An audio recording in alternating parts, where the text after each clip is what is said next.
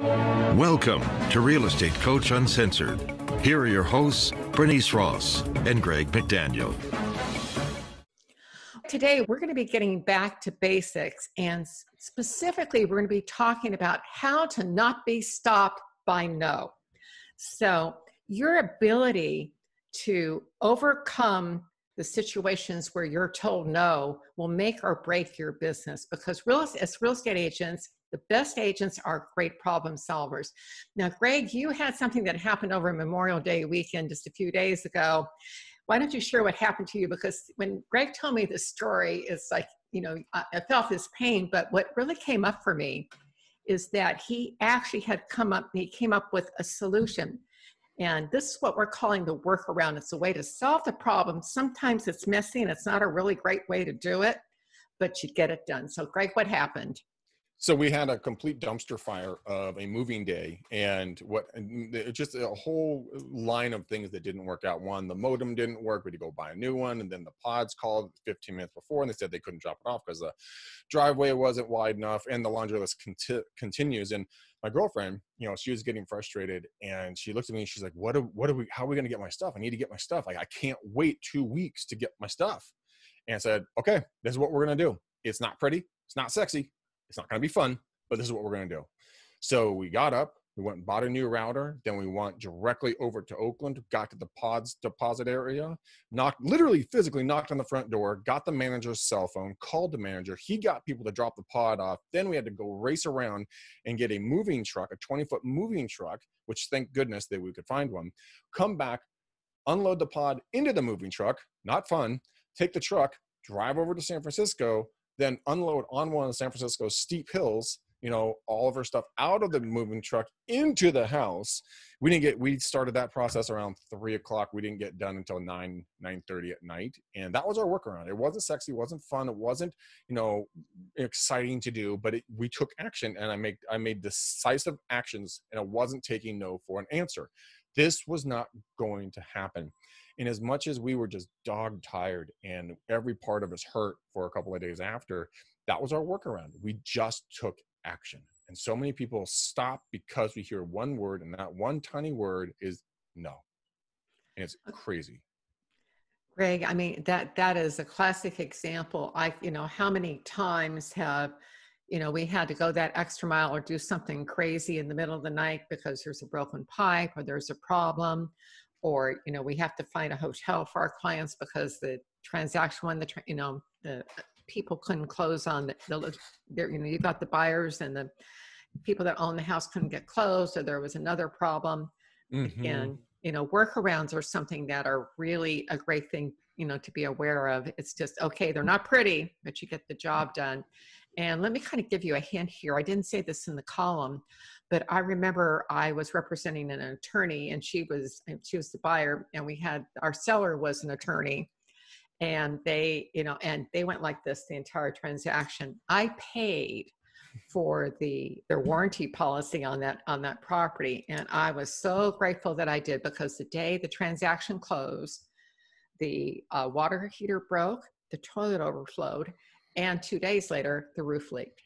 What? And that would have been, those attorneys, they would have been in court at each other. And of course, I would have been right in the middle of it. So, when you talk about the workaround, you want to avoid it in the first place. So don't forget about that home warranty thing as something, it's another way to do a workaround.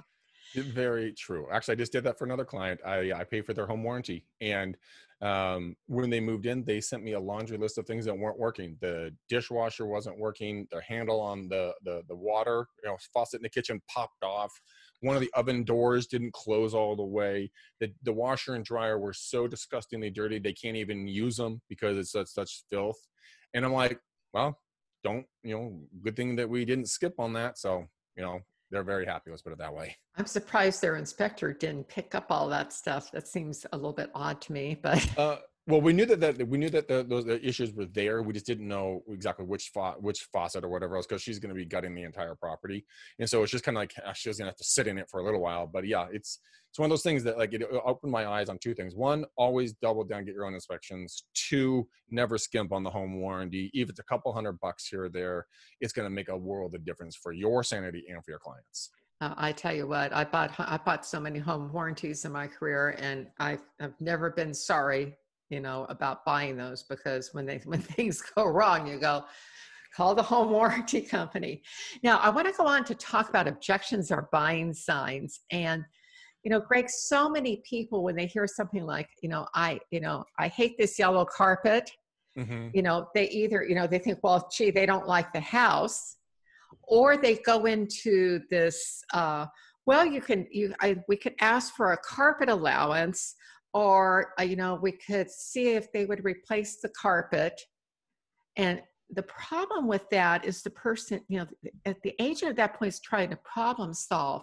And it's real easy for the client to kind of walk away. And what you want to do is use something that I call, I'll move them into the property close. And here's how it works. You want to ask them, okay, so let's assume that they've got this gold ugly carpet, and underneath there's hardwood floors, so you would ask, would you replace the carpet, or would you refinish the floors? And what that does is they're answering that question. Either way they answer it, well, we'd take up the carpet and have the floors done, or we'd replace the carpet. Either way, they're answering that as if they are the homeowner. You've just closed them and they don't even know. The shift to make here is to make the shift from talking about solutions to asking a question where the answer comes out of their mouth. That's the secret. No, I love that secret, and I've used that tactic many, many times. And it's not invasive. It's actually encouraging what they already want to do anyways. You're just working through the solutions on what would be best for them. Do you guys want carpet? Or would you like hardwood floors? Which one would you rather do? It is honestly in great conversations that I've had out just using that one simple script. Yeah, that is such a powerful script. Greg and I have used it for many years. It's just extremely effective. Now, one of the things, Greg, I find, tell me, when you are, you do a lot of cold calling, you're doing this 5 days a week. What are some of the scripts that you're using for this? Because a lot of times agents will ask, directly, do are you thinking about buying or selling a home? How are you handling the situation when you're prospecting? I actually have some fun with them. I'll tell you that. And first I'm going to build rapport. And then I'll ask them, are you or anyone that you know, or who do you know that's going to be making a move if you're going to be staying put? And so I put the question out there, who, not do you know anyone? I mean, they're both good. I've found my own personal selection. I like, who do you know? Because that is a better question. That is a better question. It's, it's not, do you know anyone? Who do you know? Better question. Nice upgrade, Greg. Thank you. If you like that, you're going to love this, Bernice. So now let's say I'm having a good rapport. We're laughing a little bit. I just turn around. I'd say it like this to you. So Bernice, who in the neighborhood do you want to move? Because I can just go over and knock on their door. I won't let anyone know it goes from you. So who should we help move? So this is when you're standing at the door then. No, this is when I'm on the phone, or it could be when you're door knocking. It could be anywhere, but you get that humor going, because they're going to get it, and they're going to be like, oh, there's a few people I want you to move. Oh, you know it. And I mean, it's just a great way to laugh. You can get the contact follow-up information there because you've broken the rapport. I mean, you've kept in rapport, and you haven't stepped out of it. And you gave them a giggle. People love to giggle, and sometimes they're really serious. Like, Bob down the road. That guy, 123 Main Street. That's the guy I want you to move. You're like, okay. Hi, Bob. Thinking about moving? But just, you never know when it might turn into a good lead. I've actually done it before, Bernice. And this was on a door knock. I was knocking on a front door. I talked to this guy. He goes, well, yeah, my neighbor, 2 homes down. I'd love to see them leave. They never keep up the house, blah, blah, blah. And so I went down and I just knocked on the front door. I acted as if it was nothing big deal. Hi, my name is Greg McDaniel with ABC Realty. Hey, the reason I'm coming by today, I'm just offering folks a quick upgrade, on what the value of their home could be. And just wanted to see if you've been thinking about maybe downsizing or upsizing. And it got into the conversation. The guy told me, well, I can't keep up with my yard. Oh man, it's a beautiful yard too. You see, you can do a lot with this property. Long story short, got the listing, and it was because of the referral. It was hilarious. And he was a really nice guy. You never know where that next lead is going to come from. You don't. Now, Greg, one of the things that you and I really like doing is an equity checkup. And will you tell our viewers what you did? Because you did a picture that was so perfect about this. In fact, let me describe what this is, and then Greg's going to tell you what he did, which I thought was brilliant. In fact, I should see if I can cut this into the article because I thought it was so hilarious. But essentially, an equity checkup is, everybody does CMAs. Well, yeah, whatever. But to stand out, what you can do is instead take a picture that's a landmark of the subdivision or something that maybe it's a town square, depending where you are, but something that says that, this is this particular subdivision. Where I am right now, there's a big, beautiful fountain right at the entry, and then you're looking at these cobblestone streets, and it's just really nice. Mm-hmm. But that's kind of the little mark that says, oh yeah, this is the subdivision. Then what you want to do is you want to do your CMA, but then you want to you want to use your NAR, RPR reports, the free service from the National Association of Realtors if you're a realtor. And I assume everybody listening to this is. Second, you want to use homedisclosure.com. Again, homedisclosure.com. That'll give you more information. I'll give you about 30 pages of information or even more. Now you've got a very robust offering that's way more than a CMA.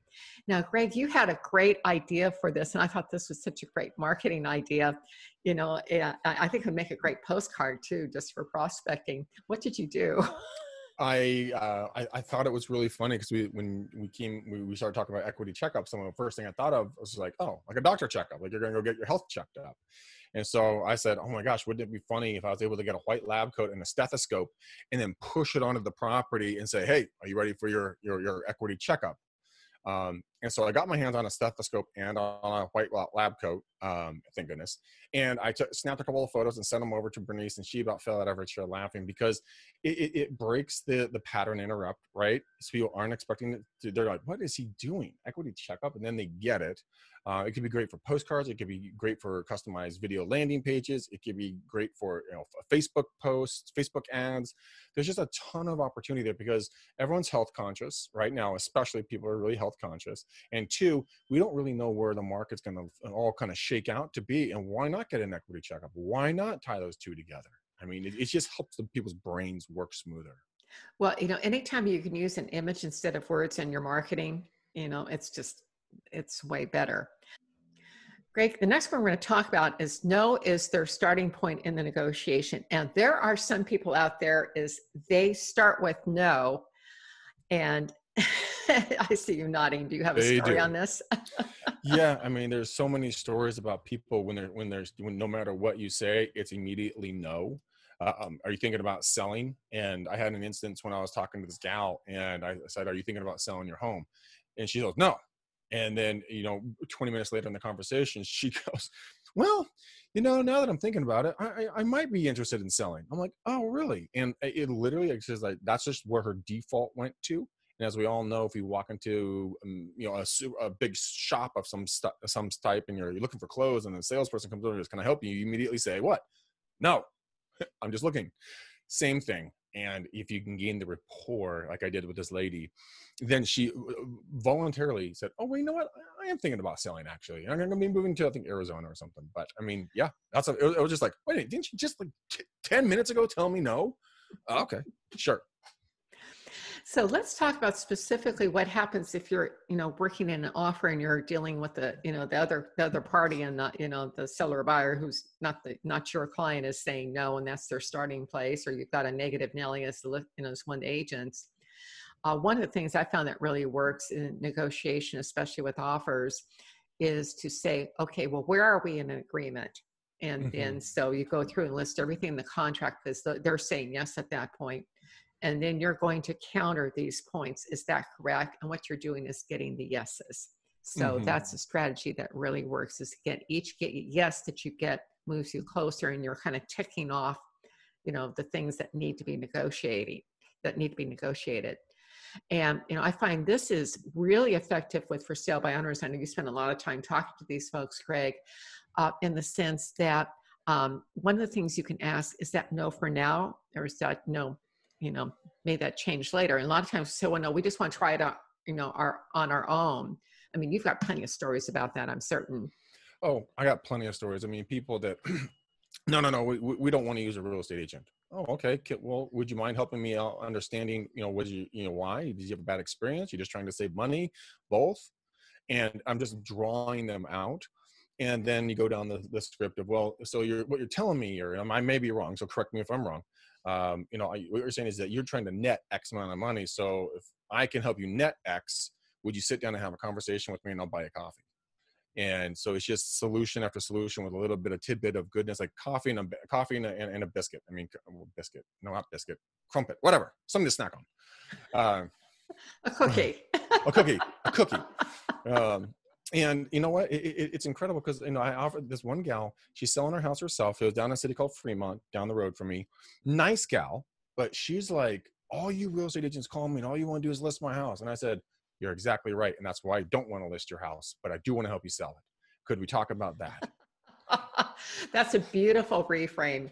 And that's what you want to do. What Greg just did is a pattern interrupt with a reframe. It's like, these people want to list your house. I want to sell your house. Yeah. The other reframe that you did, which was really extremely powerful, is they're interested in saving money, but the question is, do they want to save money or do they want to net more? Mm-hmm. And it's really about netting more. And they get caught up in the commission. They think they're saving the commission, but the question is, will you be netting more?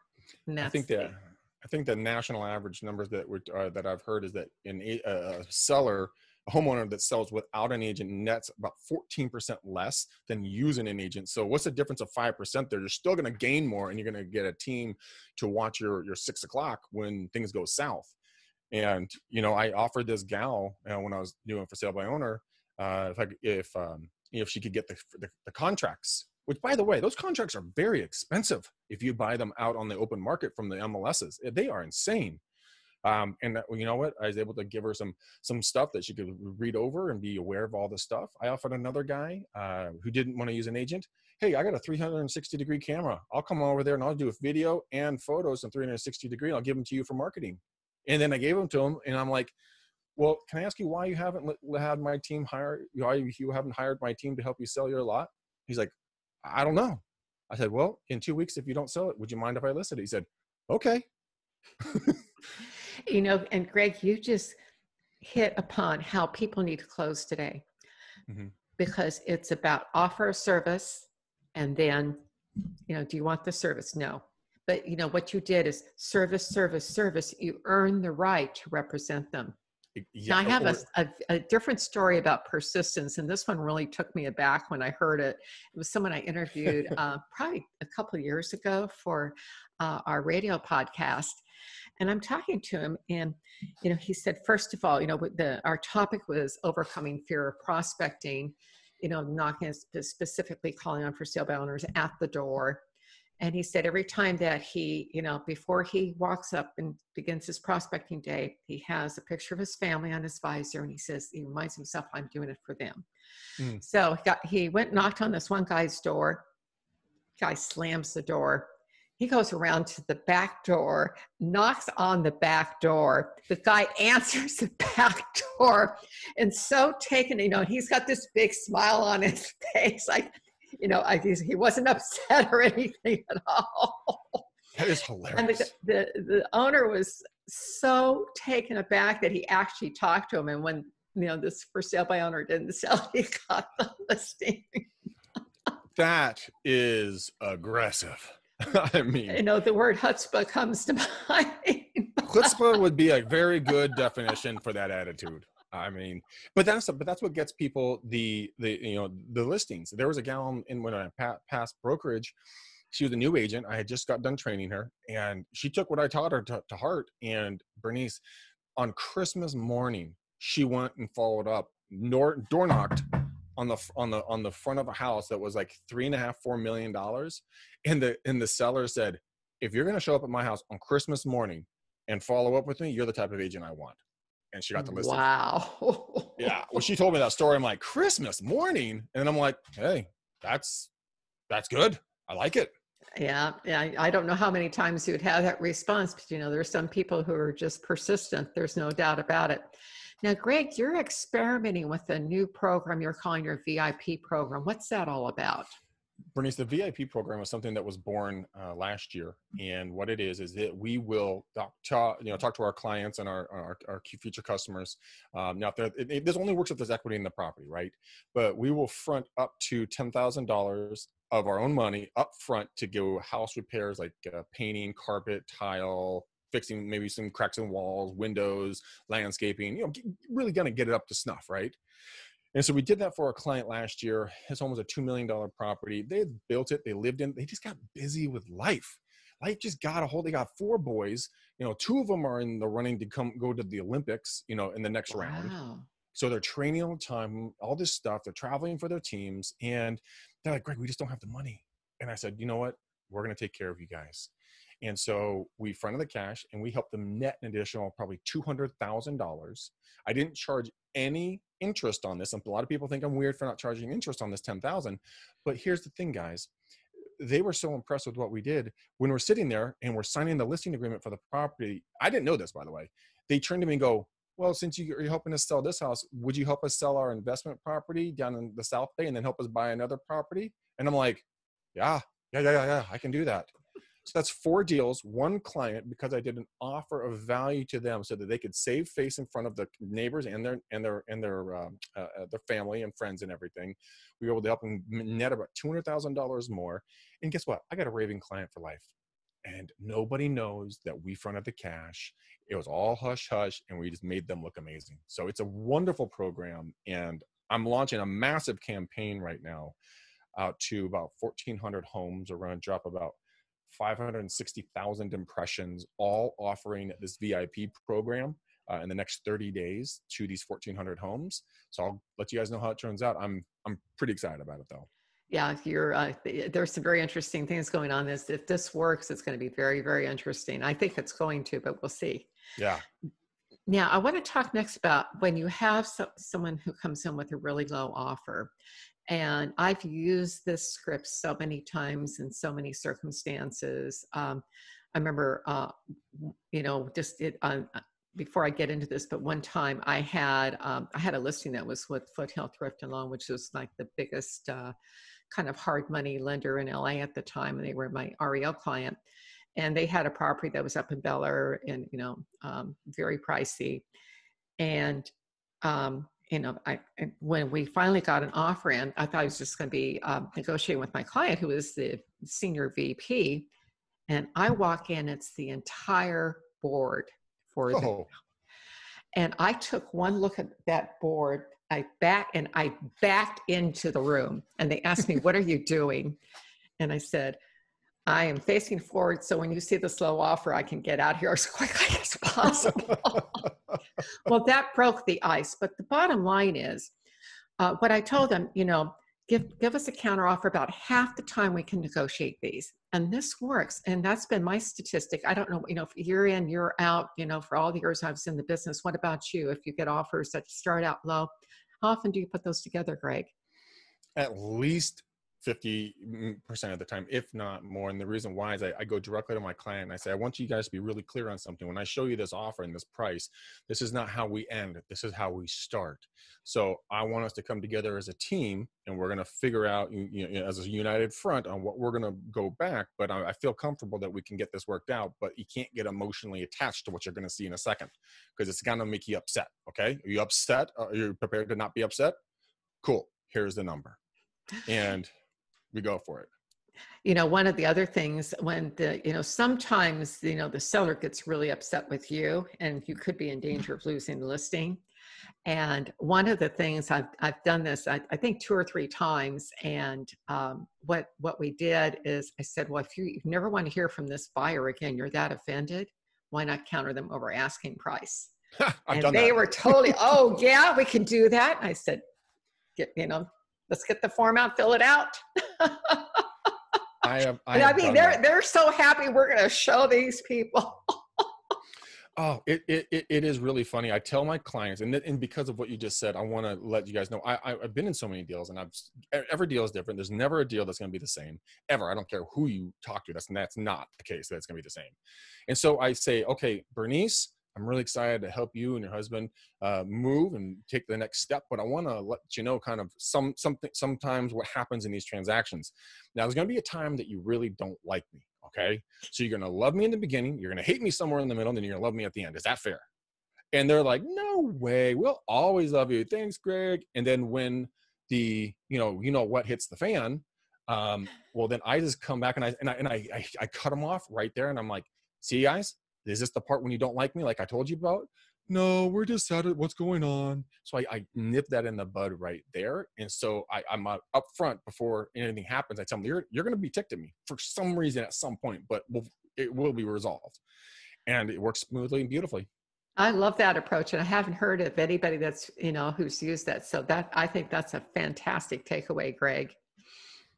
Oh, Bernice. Okay, so we got one more left, and this is we're going to be talking about what the bane of our business is, and that's going to be low appraisals. And so, I mean, I would love to hear what you did in your business because you knew you had to get a hold of that appraiser, because appraisers, in my experience, sometimes they'll come from the Central Valley, which is about 45 minutes to an hour away, it's a totally different marketplace, or come up from Sacramento down, and it's just different, and they don't pull the comps for the right properties. Now they're getting better at it. I'm not saying every appraisal is bad, but you do get some low ones. So what did you do to kind of get ahead of that whole problem? Oh, very simple. It's like you advise your sellers, first of all, you don't talk to these people. And if you have a lockbox on the car, we had to do everything by appointment, so they had to go through us. But if you're in a situation where you have a vacant house, or it would be easy for them to go through a lockbox, and a lot of them are members of the board where they can get in, just remove the lockbox. They've got to talk to you, and make sure you've got your comparable sales there. Mm-hmm. And more importantly, if you have multiple offers, you want to have, just a copy of that front page with, the client's names blacked out. But here are the offers that we received on this particular property.